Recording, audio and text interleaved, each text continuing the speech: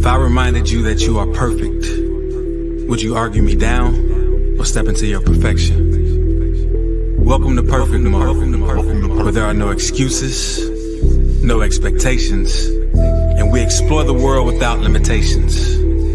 I'm Jay Clay, rapper and spiritual teacher, with my co-host Troy Washington, your friendly neighborhood realtor. Let's be real, so let's be perfect. Perfect. Everything, anything, many things, anything, perfect. Everything, anything, many things, anything, perfect. Mode. Everything, anything, many things, anything, perfect. Mode. Everything, anything, anything, anything, perfect. Mode, perfect, mode, perfect, mode, perfect, mode, perfect, mode, perfect, mode, perfect, mode, perfect, mode, everything, anything, anything, anything, perfect. Mode, perfect, mode, everything, anything, anything, anything, perfect.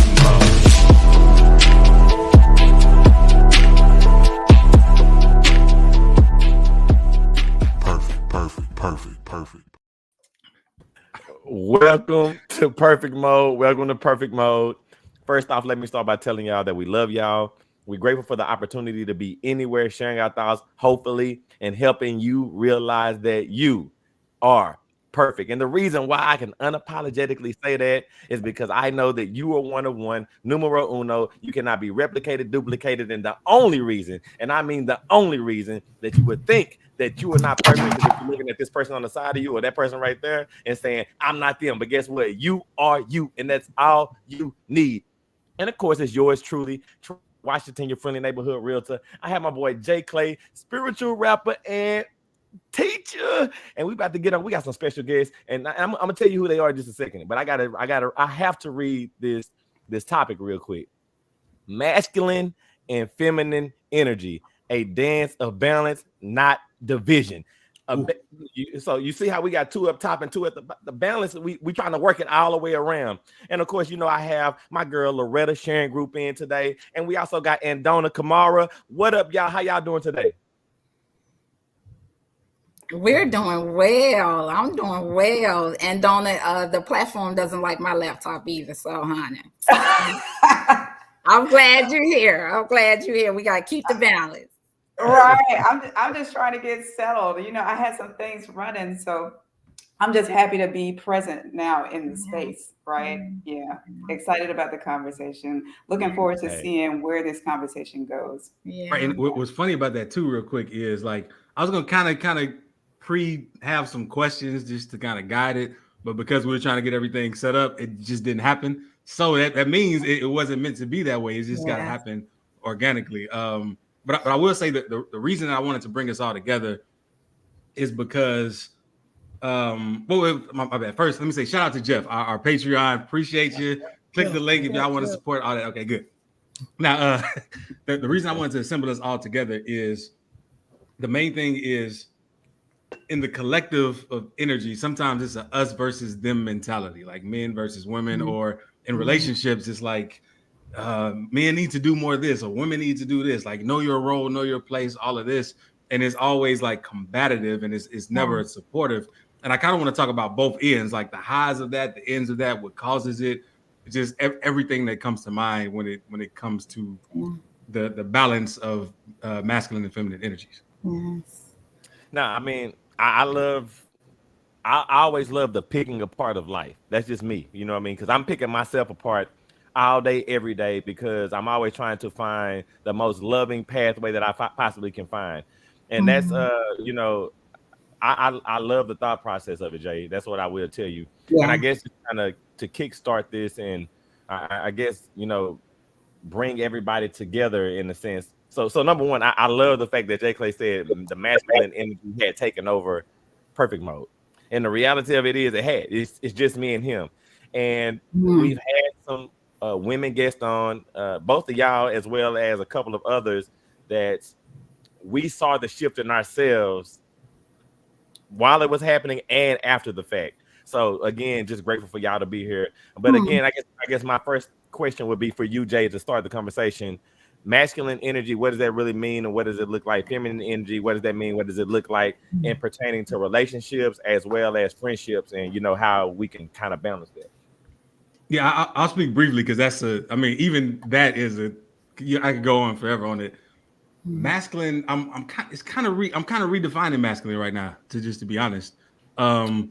Because it, like I could say when I was younger, I thought it was one thing. I thought it was toughness. I thought it was, how hard you are. I thought it was like, how much you can fight, how much you can dominate and win. Um, but like I've learned that strength isn't really about force. It's more about having the strength to be who you are. Like if you see the world a certain way, being able to sit in that energy, even if nobody else is, and saying, "Hey, this is me. I'm sitting in this energy, whether it's masculine or feminine." But I think the masculine side of that is having the strength to be true to yourself. And I'll pass it to Loretta, like the same. Oh, go ahead, Troy. Well, just real quick, and I do want Loretta to grab it, but and the reason why I specifically ask it is because there have been plenty of occasions where I was sitting back and I either was looking on Facebook, talking to somebody, or just somewhere in public, and you would hear a woman say, "Well, I'm I'm in my masculine energy now," or you might hear a man say, "I'm tapping into my feminine energy now." And so because you have these two different groups claiming the opposite sex's energy in a sense, doesn't wrong. And that's the reason why I ask you, what does that really mean? What does it look like? But Loretta, you can go ahead and jump in as well. That's a good question. I'm gonna bounce it to Andona after I say what I gotta say. I treat an expert on this or whatever. So the perception of feminine energy is nurturing, softness. From spiritual texts, I've seen more oneness, the all, right? The masculine energy I've read to mean doingness, right? Action, even setting boundaries. I have associated with masculine energy, but I'm glad and I'm going to give it to Andona. I'm glad you talked about what you've observed, Troy, because that's a lot about what I would like to talk about today is how the collective is engaging with one another, especially in these podcasts. So what do you say, Andona? Well, I think we get tripped up because we associate masculinity and femininity with gender, and it goes beyond gender, right? It's not relegated to gender. We have preconceived notions about how we define these labels, and we have a tendency, the human collective, the human being, the human mind has a tendency to want to conform itself to its definition of gender roles, right? And it extends beyond that. It's not about gender roles. It's about, and it's at its basis level, femininity and masculinity is not about gender at all. It's about the creative side, the infinite potential, which is the feminine, which is the unbounded infinite potential, versus the direction of that infinite potential, how that infinite potential is realized. And that's the masculine aspect of that. It's about those two things. And in honoring what that is at its most basis level, it comes down to us as humans accepting the fact that we are containing of both energies. We have both energies, and the gist is, the ultimate goal is to bring those two into harmonic balance, into harmony with one another, so that they can collaborate. We are the combination of all of it. So to see yourself as one thing is to negate the other, which keeps you in separation. And the call of the moment is to bring us back into a state of unified wholeness. That can't happen until you accept the fact that you are both energies. You have both energies. You are the embodiment of both. At its most basis level. Yeah. That's fact. So I'll jump in and I'll say this as well, right? So the reason why, in my personal opinion, that we have the I guess the gap is because we literally name it feminine energy and masculinity. Masculine energy, like, so to for anybody processing it, you're automatically, when you hear feminine, you automatically think of a woman, or when you hear masculine, you literally automatically think of a man. So the I guess the description of them is what kind of leads people down the pathway of separating, which we shouldn't do, which is what you're saying. Like, we possess both. I mean, I won't say that all instances like this, and I'm saying this because I'm a parent. There are some times where I am, in a sense, you would think if you were to look at me and you were able to describe what masculine energy is, the way that I would handle my kids, you would be like, oh, that's that masculine energy, because you're right, giving direction, saying, bottle up those emotions and point them in this direction to get you where you're trying to get to, so that way you can accomplish whatever goal. But then in that same tense, you might see me say, oh man, it's okay, let me give you a hug, we got your bag. And then that's when the nurturing comes out. And so in any given instance, I'm going to possess both. And then I would ask you, have you ever seen a single dad that only has daughters? Like, you see the dad doing the cheerleading stuff, and there's all of these things that's tied into it. So I love Andona's definition when you talk about the infinite, the infiniteness of it all, and then the direction on how to, I guess, point it where it needs to go, or help get it to where it needs to go. Go ahead, Loretta. I know you had something as well. Wait, that was it for me. Okay, so, go ahead, Jay. Well, I wanted to add. So, like, okay, take somebody like me in my middle of growing up, where like I'm learning to be masculine. I'm learning to be a quote unquote man, and like to hear that it's femininity in all of us. Like that part of me is like, I don't got no femininity in me. I don't cry. I'm a man. But I remember when I started stepping into like more spiritual awareness and letting go of old ideas and stuff, times did happen where like tears, like what, I couldn't explain it. It was almost like something was wrong with me. Like, what is wrong with me? Why am I watching this movie and now I'm just bawling like this? This is dumb. I'm a man. I'm not supposed to cry, like all of this. And because of that separation of me, I guess, choosing a side and developing it, it caused me to not want to accept the other in myself, but then be attracted to those who embody that separation. So I guess to take this to another place first, how can you begin to see it in yourself, or be okay with the idea of integrating the other if you're so conditioned on one side of it? I'll say this and I'll let Andena go. I think that it all boils back down to the beginning of the conversation. You said, when I was growing up, I was learning how to be masculine. And in that alone is a definition that you've already determined. Not only did you determine, the people that are helping you learn how to be this are in agreement with it. So there's no stepping away from what that masculinity really means. And again, it's something that I kind of pay real close attention to, because I never want my kids to be as hard as me, in a sense. You get what I'm saying? Like, I never want them to feel like this is the way that it has to be. And so I think that the thought process is not learning how to be masculine, but learning how to be a human being. And again, just to give you a direct example is, again, I don't want my sons to play with dolls. I just don't. I mean, it's just kind of how, and I know this is not necessarily defining what feminine and masculine is, but it's just the way that we look at it, right?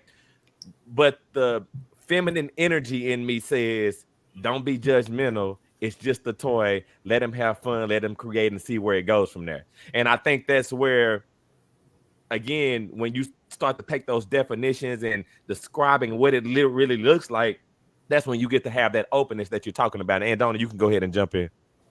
Well, I was just thinking, when kids come into the world, they come into the world open, right?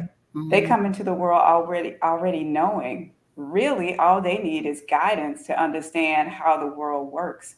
They don't need a definition or an overlay of what they must be and what they must become. And I believe that many of us, Jay, you talked about learning to be a man or learning your masculinity, right? That's a condition. And that's something that takes recognition. So the only way to peel yourself out of that is to unlearn the learned, to recognize the imbalance between the two, to really accept and take responsibility for the who and the what that you are, right? It takes stepping into awareness of who and what you are. Only from that level can you begin to unpack what you are not, right? What is in alignment with the soul and what is not in alignment with the soul.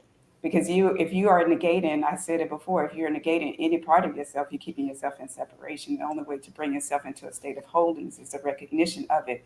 And it's not relegated again to gender roles. It's not. It's about honoring your intuition, that intuitive side of you, that inner knowing side of you, and allowing that to put you in alignment with the soul, whereby the inspiration can come. And as that inspiration come, it is guided in direction into manifestation through that masculine energy, which is the energy of action. So at some level, it takes a willingness to unpack the definitions or to redefine what you believe those energies are. So if saying masculine and feminine puts you in the mindset of gender roles, let that go. Be willing to let go of that verbiage and align yourself to something that's more in line with the truth of who and what you are. But then that goes back to the point that you got to be willing to sit with yourself and get clued into who and what you are, because you are not what you've been conditioned to believe that you are, right? On a societal level. No, I want to jump in. I want to say I 100% agree with you. Stripping those definitions, but I will also say this though, that it's easier said than done. And again, me going back to the examples that I mentioned in the beginning, where I've heard plenty of women say that I'm in my masculine energy and vice versa, right? And the funniest thing about them saying it is I know exactly what they're meaning. I know exactly the sentiment that they're trying to portray. But even in them saying it, they're literally saying, and where they still are tied to the definition, I'm about to act like a man, or I'm about to act like a woman. And they're saying it in a sense where, well, it's necessary right now, meaning I have to get outside of myself to do what's necessary, when it's literally just you. And that's the reason why I say it's hard to do, because even in the mindset of saying it, still it's so hard to separate yourself from that you've deemed to be the truth for so long. But Andena is 100%, like, stripping yourself of these definitions is definitely the key. So, well, I guess to Loretta then, just piggybacking off that, what is the benefit of it? Because again, some people might be okay in their ways. Like, this is what it's all out. This is how I was raised. This is how I'm gonna stay. This is how I'm gonna always be. If you're not like this, you crazy. Like speaking to those individuals, is there a benefit to the unlearning of this conditioning? Absolutely. And one of the notes that I have written down, and piggybacking on what Andena was talking about, I've taught this on my platform. So Troy, you talked about with your sons and playing with the dolls, right? There has been an extreme version of that conditioning, where many times I'm sure we've heard with our nieces and nephews, or, where maybe somebody in the family, their kid is crying, and we hear the man say, "Men don't cry. Stop crying, man. Stop crying, boy. Dry that up." And so a result of that is a lot of women have found that the men in their life are emotionally unavailable, completely disattached with their emotional body, right? It impacts the marriage, it impacts their relationship with the kids, it impacts their worldview. And so, Jay, you were talking about what's the benefit. The benefit is, like Andena was saying, accessing all of who we are, not shutting down any part of who we are and who our children, how they express themselves. We do not know the heavy impact that has when you're literally telling a child, you cannot cry, you are a man.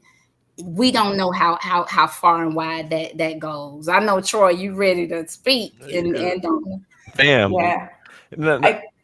Oh, go ahead. Go ahead. Yeah, Go ahead, let Andena. me speak to that one because really we get hung up on the physical, right? We think that we Mhm. are just physical beings, right? But you're Mhm. more than a physical being. You have an emotional body, you have a mental body, and all of these things have aspects that need to be expressed. But speaking of from the perspective of the male perspective, or just that masculine energy where you would say, I would say that extreme masculine energy that would say, well, I don't want to feel, or it's not acceptable to feel. Well, you have to feel, right? That's what it means to be human. Humans are emotional beings by nature, right? That's part of the human experience, is to sit within your physical body, ground within your physical body. That's part of the grounding process, and connecting with your physicality or your embodiment within this physical dimension or reality. That's part of the process. That's part of the sauce. That's part of what it is to be human, is to connect with your emotions. And the only way to move and excel or evolve is to allow things to be felt, because to stop them in the emotional body is to create traumatic blocks or Yeah. energetic blocks, things that you can't move beyond. This is Yeah. why you have men who are unable to connect emotionally, because they've stopped the processing or stopped the feeling of emotions out in the emotional body. They are just stagnant blocks sitting there, not being allowed to be felt or move through the vessel. You are a conduit for energy, right? And that energy needs to move through you. So being able to connect on that level, but things are meant to be felt. We have to stop as a society teaching men that it's not acceptable to feel, or it's not acceptable to process your emotions. It is. We just have to create the space and the safety for them to have the opportunity to do so, and not look down on it as a sign of weakness for a man to do that or to operate in that way. As women who've been so conditioned into masculinity, into embodying that masculinity, have to come to terms with the fact that it's not acceptable to look down on a man and say that he's not strong if he has the ability to express his emotions. It's not a sign of weakness. It's a sign of being human, to live, to move, and to allow your emotions to be felt, right? Look, I'm gonna tell you, like, and again, you're dead spot on, hitting the nail on the Yeah. head. He coming with the facts on facts on facts. You know, I just like facts on facts on facts all the time. So shouts out. I This is something that I really pay close attention to, because I have two boys. I got a 12-year-old and I got a 6-year-old. And the funniest part about this all, and Donna was hitting it, was the societal part of it, right? So you can be at home and you can say that it's okay to cry. Everything is okay. You know, you can put all of these things into place, but then you got the entire world that a kid is looking at that's telling them that they can't cry whenever they're hurt. Like, literally, there have been plenty of times where I had to have gone to my son, my oldest for sure, and I can tell that something was eating him up, whether it be from a game or from something that happened, and I had to let him know, you know, it's all right if you cry, bro. Like, you can go ahead and just do that, mud. And so, you know, again, I don't think that there's no absolute 100% right way or wrong way to necessarily navigate this, but I'm going to use my 6-year-old as the example. I have a rule: you can cry if something happened to you. And that's just kind of how it goes. Like, and the reason why I'm specific about that is because he will cry just because his big brother, I don't know, looked at him funny or something, right? You know what I mean? And I'm like, look, you cannot worry about what other people are looking like, but if something happened to you, literally, go ahead and let them tears out. But society, even outside of the home, dictates the way that young men or men act in general.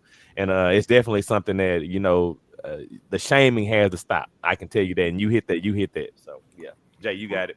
Yeah. So I want to ask more about what Donna said about, like, there's a physical body and there's an emotional body, and I wonder, like, is this limiting to say, but masculine is more associated with the feminine?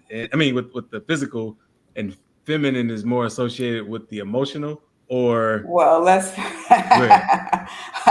Well, okay. So let's just take men in general, like on a physical body level, right? Let's take it to the physical body level, right?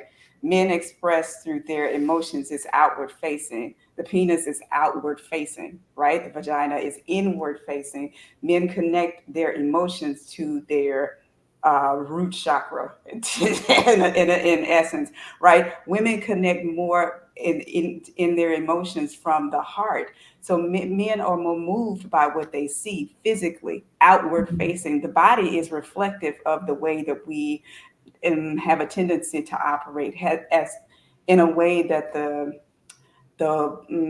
energies have a tendency to express. Women are more inward facing, so you connect more with the emotions from that heart space. So women are more moved by what strikes up an emotional response. Men are more moved by what strikes up something from the external world or from the physical senses, if that makes sense. Yeah. Yeah, but I think it goes even further than allowing yourself to be moved by what society says. At some level, we have to connect with what it means to be authentically us and to operate within that authentic expression, to really allow your kids to understand that it's okay to express as themselves. There is no standard to be adhered to realize that you come into the world to be uniquely you. And it's okay, however that fleshes itself out, because no one else is you. No one else can validate you. You are validated in and of yourself and complete in and of yourself by being. And that's it, right? There is no other caveat that needs to be met. You are whole and complete in and of yourself. There is no standard to be adhered to. And we have to accept that that is the case. It's okay to be you. And however that is expressed, that's on you as a choice, as a sovereign soul within this physical reality. You have the ability to express as you are, right? And be okay with that, not conforming to what society says, because ultimately it doesn't matter what society thinks. It doesn't matter the opinions of others, because nobody can hold you to a standard, because nobody is you. Nobody's living life from your perspective. Only you are. So this will be my question for you, because again, I'm telling you that you're absolutely 100% right in the way that I personally feel that things should be. Because what I think that what we're talking about is, if in a perfect world, this is how this would be, right? Like, be yourself, be open. Don't let anybody determine who you can or what you're capable of because of what they think or how they make you feel. Now, the reality of it is we get stained so easily. And what I mean by it is, using my kid as an example. My son go to school, they have a dress down day, right? And then on this dress down day, he ends up dressing down and everybody's dressed up. And so everybody points and like, well, why you dressed down? So 2 years later, on any dress down day, I have to beg my son to dress down because they wear uniforms, because he's so moved by the response that people gave him in that on that moment. And I'll even use myself as an example. I do a radio show on Tuesdays with my uncle called the D.D. Ingram Show, and I still remember we do living room conversation, and you can just talk about whatever you want to, right? And I still remember the day, and it took a while for me to change my mind about it, but I remember the day with my auntie. We were just talking, and she was like, don't no woman want to talk to no man that his mustache is not trimmed up, right? And she wasn't necessarily saying from a dating standpoint, but she was just literally like, why you can't trim your mustache, right? And so in my mind, on that day, my mustache wasn't trimmed, right? And so every single time before I decided to go to the show, I made sure I trimmed my mustache, because she imprinted something in me that necessarily wasn't something that I wanted to be imprinted, but it was there. And I wasn't holding on to it from a malicious standpoint or wanting to hold something over her head like, this is what you think about me. I literally couldn't get past it myself until one day I was like, do not shave your mustache when you go up there, bro, because your auntie is not talking about you. And even if she was, she can't mean anything. And I had to be that demonstrative to myself to make me understand. I have to be that demonstrative to my son to be like, your clothes is, And so I think the question here is, how do we break the societal pressures out? Because though we know in a perfect world what we want it to be, it's not as easily said as done. You know what I mean? So go ahead, Andona. It can be easy. Life is There you perception. go. Life There you is go. perception, right? Life is perception, but you have to come to an understanding that everything is a choice. Nothing is happening to you. Nothing is being imposed on you at its basis level. You still have choice, and your choice is going to dictate how you perceive the information that you receive from the outside and how you respond to that. Your response is always a choice. It's not forced. You choose it based on how you perceive the world. On the other side of that is your choices are based on your beliefs. Your beliefs are dictating what you witness within the world outside of you, because nobody is living life from your perspective, only you are. So your perception of the world, how you receive the world, is dictating how you project the world. Ultimately, it's a feedback loop. What I see and what I feel on the inside, I'm creating this feedback loop within myself. But ultimately, I'm projecting based on my own thoughts, based on my own thoughts. So when you accept that, when you come to the realization of that, you realize that you can change anything outside of you by virtue of your beliefs, changing your beliefs, deciding if is this belief really serving me or is this belief not serving me. If it's serving up the type of experience that I want, great. But if it's not, then what is this belief based on? Is it based on fact?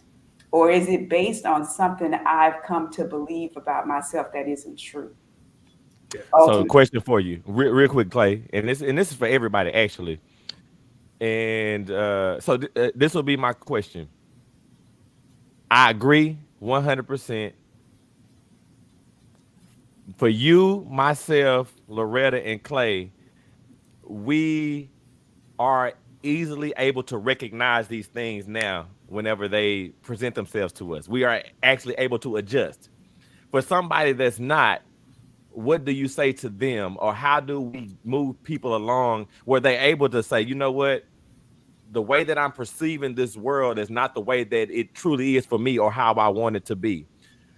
How can I move this along so that way I can make whatever adjustment I need in order to make my life exactly what I want it to be? And that's for everybody, but and Donna, for you too. Well, I'm gonna say you can't make anybody do anything, right? That's not your job. It's not your responsibility as a being. Light workers, we come into this world, and the first thing you think is, I need to change the world. Well, really, you don't need to change the world. The only thing that you have control over is yourself, right? So live it. Decide to live it, and it is the thing that will spark somebody else to change when they so choose. This is what being sovereign is, and having free will. You have the ability to step into your choice when it suits you, when it is divinely aligned to you. But it is not the task of anyone else to make someone get it. You can't, right? Words don't teach. People have to come into realization of what works for them in their own time, and that's called divine timing, right? The only thing you can do as someone who stepped into realization of a different way of being is to align yourself fully with that different way of being, to be the light and allow that light to spark change in others. That's the only thing that changes the world. It's like a flame, right? If you are the flame, if you become the flame, then you can ignite somebody who's ready to receive that flame. It only works in that way. You can do that, you can live it, and then you can see the divine in the others that you witness. So the people outside of you, you can see them as simply playing the role that they need to play to bring them ultimately into alignment with themselves. But you can't do that change for them. You can only serve as the mirror of what it is to walk in your authentically aligned divinity. That's it. That's all you can do. Yeah, so similar to that, I want to kind of switch gears here and talk about relationships, because that's a big part of the dance of masculine and feminine energies. And I guess I'll start with you, Loretta. In relationships, like what do you see people as to each other, and has that changed over time for you? Like both on, I guess, on the low end and high end of speaking, if that makes sense. And relationships, I think that the collective sees the opposite gender as a resource. What can you do for me, kind of thing. And I think that leads to the contention, right? Because I know a part of this topic was, there are whole podcasts. That's why I enjoy what you gentlemen are doing on here. There are whole podcasts that are devoted to the attacking of the opposite gender, right? I've often talked to Jay about how rarely, when I hear some of these men say the word female, come on, let's come with it, Troy. I know what you know what I'm talking about. Y'all females, and it often follows up with an insult, right? So there's this whole thing that an us against them kind of thing. And I think the root of that comes from seeing that opposite sex as a resource to make you happy, right?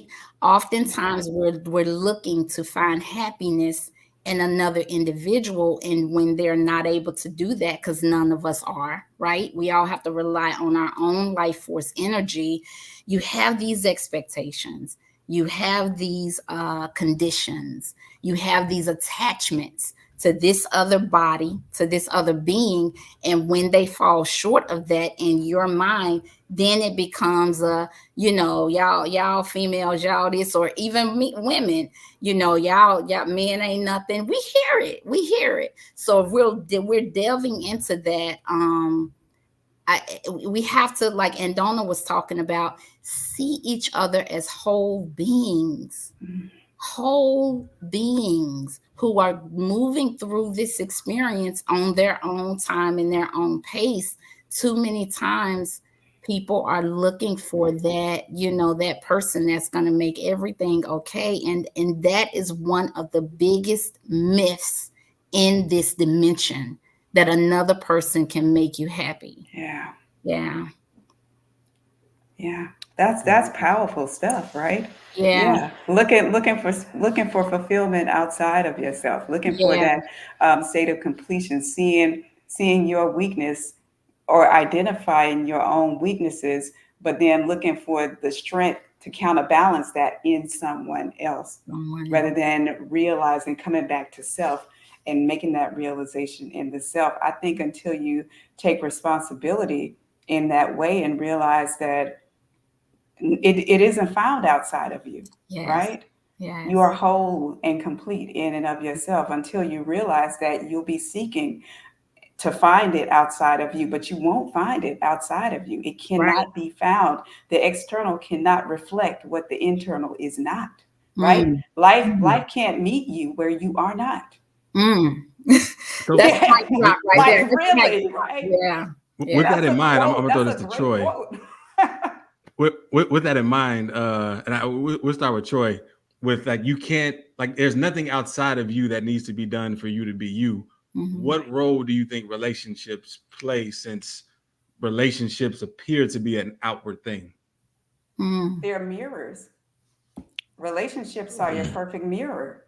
They are reflecting you. Life in general, any relationship, whether it's the immediate relationship or if it's the relationship you have with the person at the grocery store, all of it is reflecting you, giving you an opportunity to see you. So as you see things that trigger you, that's an impetus to become aware. What is it that I'm holding that's attracting this thing to me? Because life is responding to you based on your vibrational resonance. Based on the resonance. So you are getting what you believe about yourself. And so this is like where that statement comes in that says, people aren't responding to you based on you. They're responding to you based on them, how they see the world, based on Yeah. right? Yeah. That's So fact. it's not ever about you. Yeah. Yeah. Yeah. Not taking anything personal, right? Nobody else's response to you is personal. It's all based on them and how they Yeah. see themselves, because the way they see themselves is the way they see the world. That's facts. That's Yeah. facts.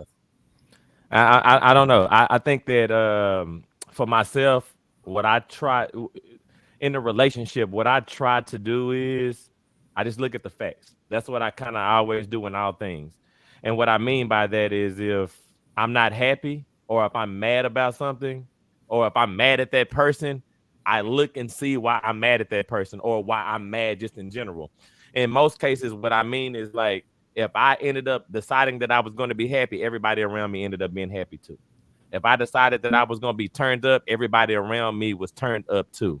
If I decided that I was going to go through a phase, like even whenever there's funerals, if you're around me when there's a funeral, you probably won't be sad. You probably won't cry because I recognize that I set the tone for my life. And so, when I think about the reflection that you're talking about, Andona, that's kind of how I always flip the script in a sense. Even in a marriage, whenever me and my wife may not have been on the same page, I just changed the page and put us on the same page. And it was just that simple because I got myself on the page that I really wanted to be on. I was 100% sure, not saying that I was running over the situation, but when I was 100% sure of me and I just cut and I just stopped, everything else kind of just fell into play the way that I felt like it should have. And I think the same thing happens vice versa. There have been times where, using my wife as the example, I might not have been in agreement with her. But I think that I probably wasn't in agreement with her because she wasn't in agreement with herself. But the moment when she decided, I didn't have any choice but to, jump in line, and it wasn't in a bad way. It just made sense because she was who she was. So I had to be who I was supposed to be in that scenario. So I always just look at the facts. And when I see that things are not happening the way, I just look at myself and say, well, this is the way that I have chosen it to be. Go ahead. Yeah. So okay. So with that, so it sounds like when we're all in agreement that we are mirrors to each other. So it's like the best example I ever heard was Bashar said, when you look at your reflection, you could be like waiting for it to smile, but it will never smile until you smile first. I thought that was a great example. But okay, so with that, what does that mean as a whole for relationships if we were to, I guess, usher in more awareness in relationships as far as it's never the other person's problems. Like, does that change the nature of relationships? Does it make people not get married in the same sense, or will they? Or like, you get what I'm trying to ask? I think I get what you're saying. Again, I can only speak on behalf of my situation, right? In my life, my marriage, right? And there were times where we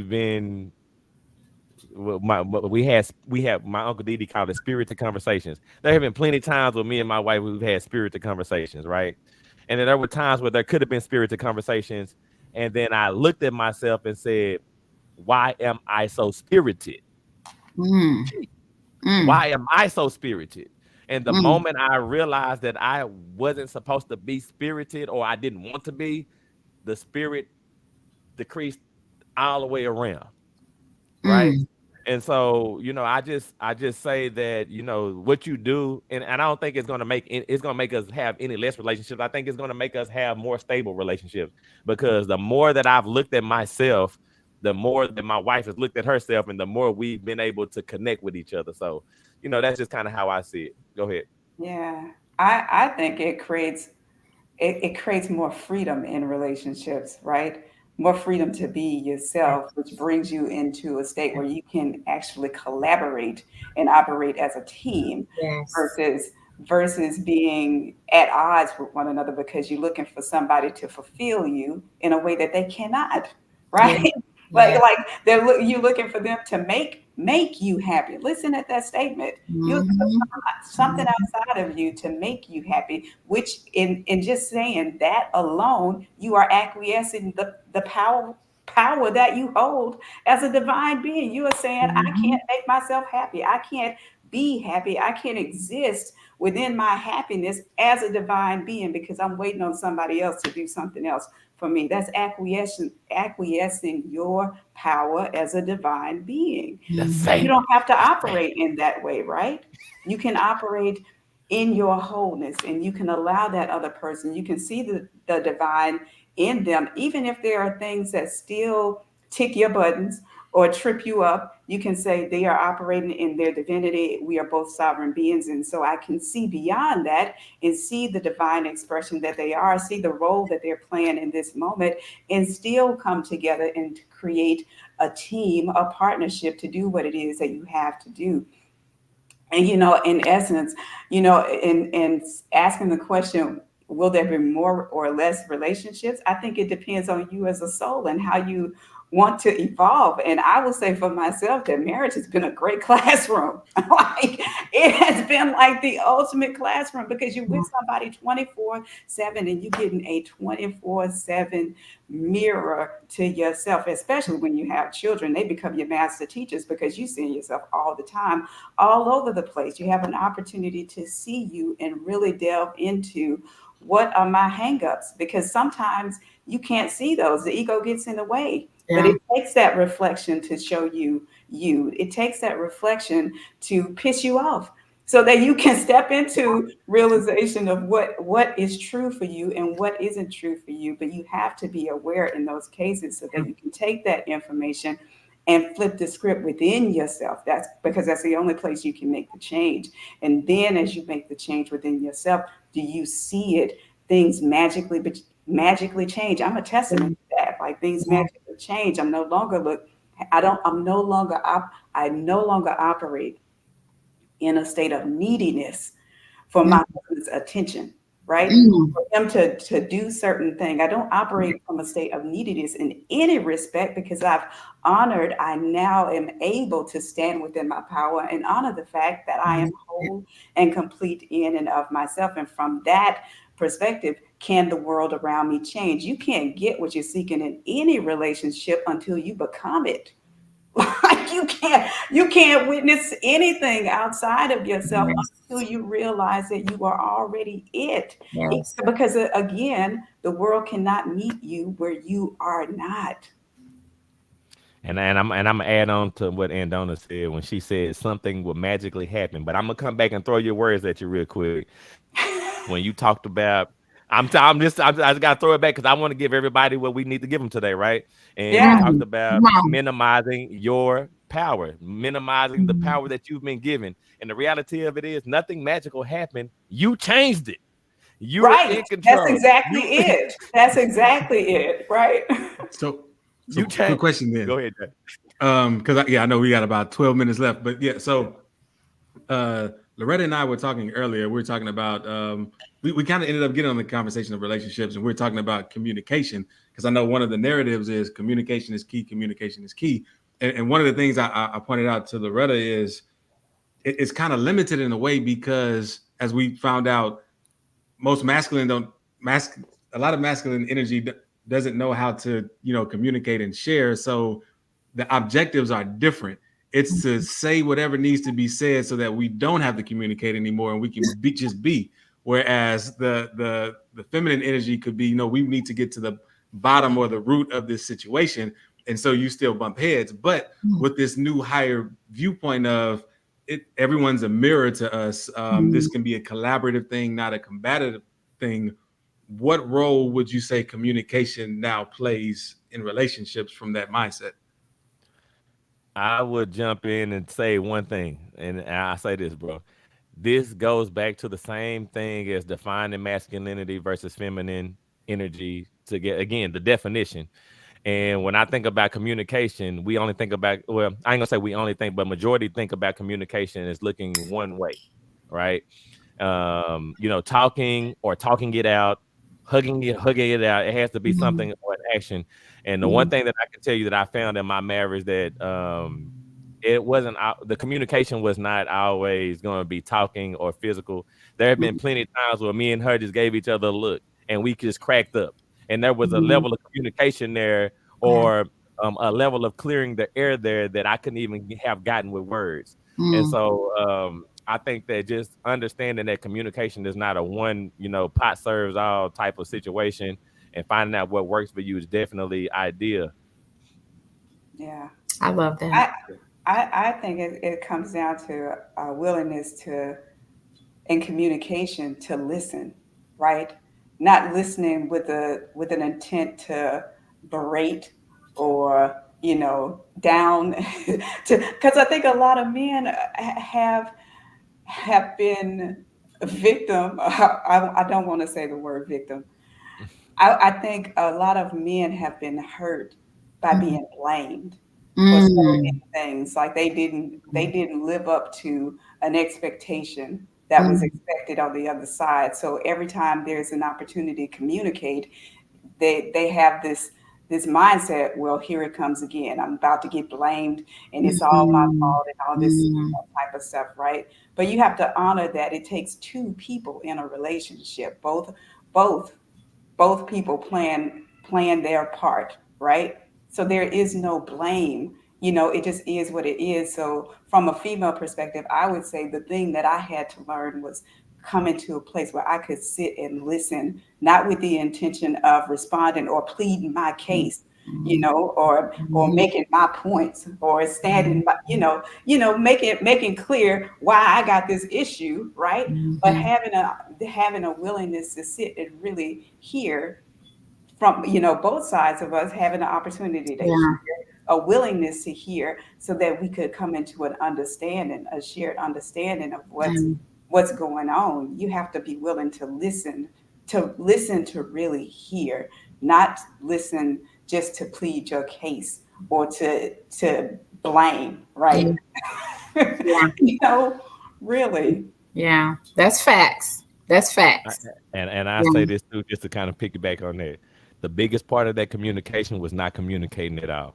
Being able to sit and listen didn't have anything to do with anything that you said. And y'all just understanding each other was the biggest part of communication. It's just, man, we always got to impart our own process Yeah. on people. I'm with you. But go ahead, Loretta, my Yeah, bad. but wait, but let me say this real quick. The what I learned is the more that I was willing to listen, then the more he opened up. Because before, when we would talk, it was like pulling teeth, trying to get him to say anything, right? But then as you listen, then you create the safety where it's like, okay, now he understands that it's safe for him to share because he won't be blamed, won't be ridiculed for sharing his perspective. His perspective is accepted, even though I may not fully understand it. I accept that he has a perspective that's valid and worthy of being heard. Right? I love that. I love what Andona is saying. And I love it from as far as a woman expressing that for the men, in a relationship that they will feel shut down and therefore they don't talk. So that's significant.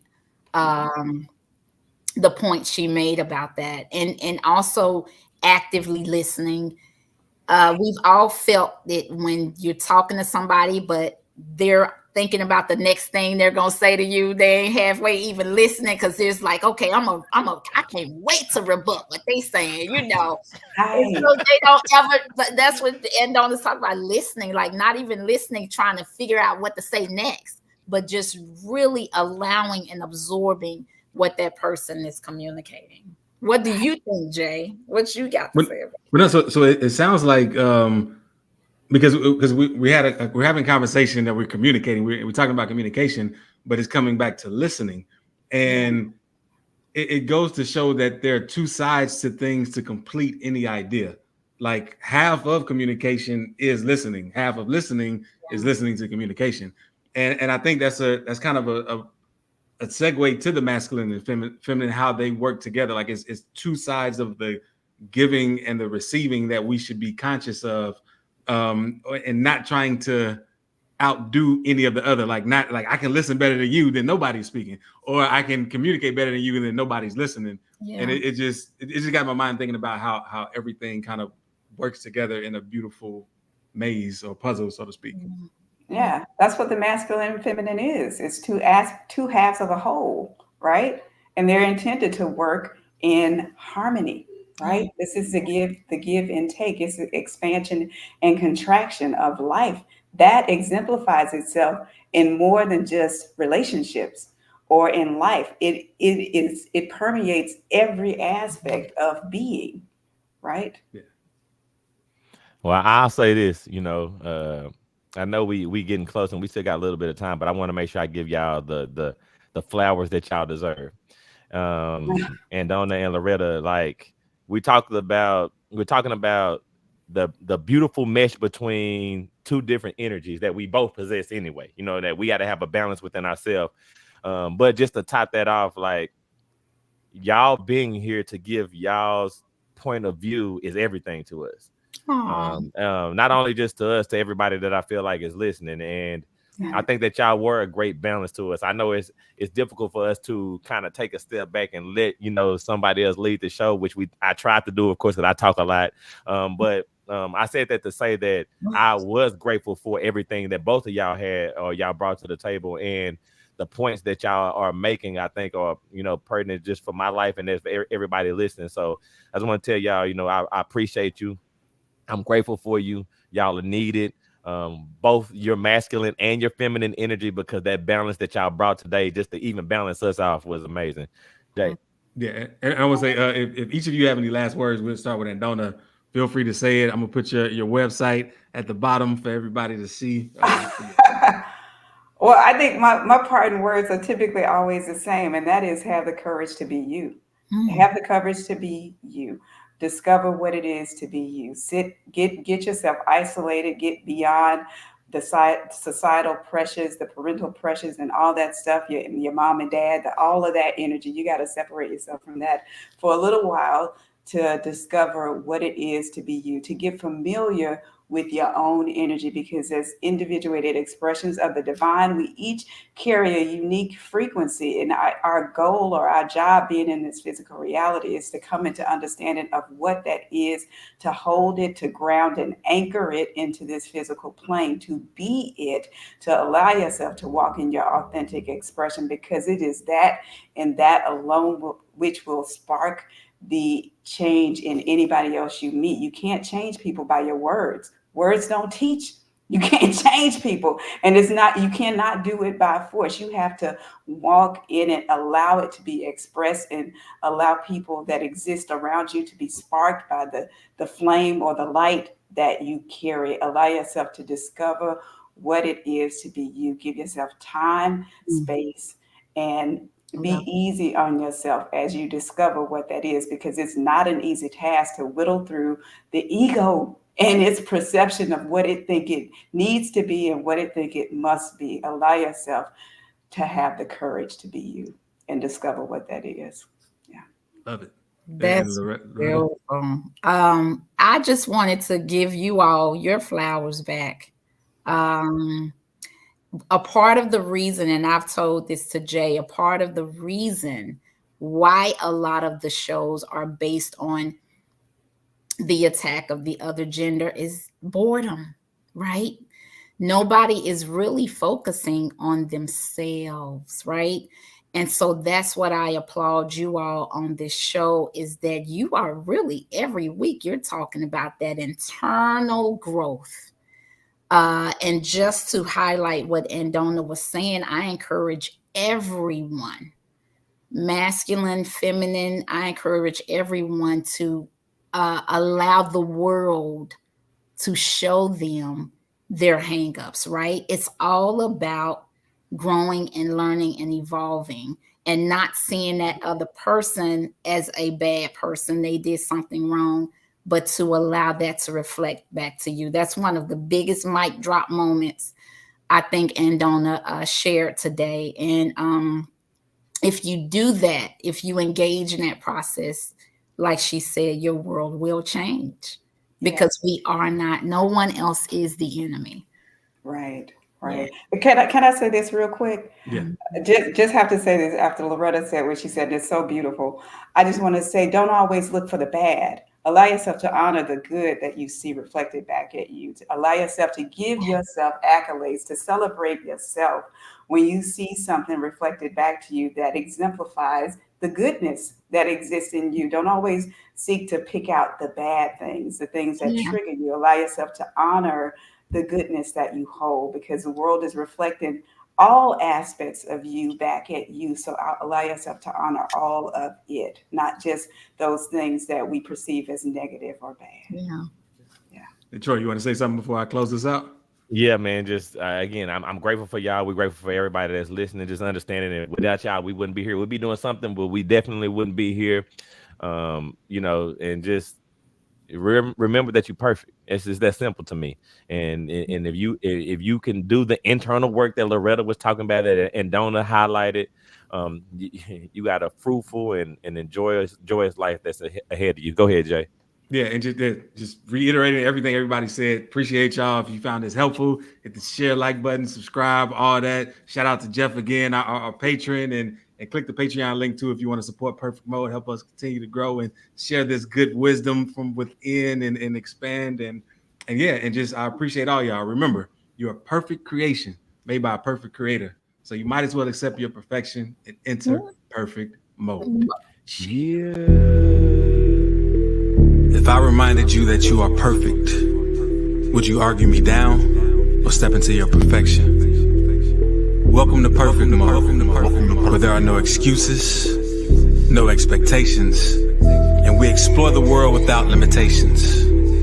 I'm Jay Clay, rapper, the spiritual teacher, with my co-host Troy Washington, your friendly neighborhood realtor. Let's be real, so let's be perfect.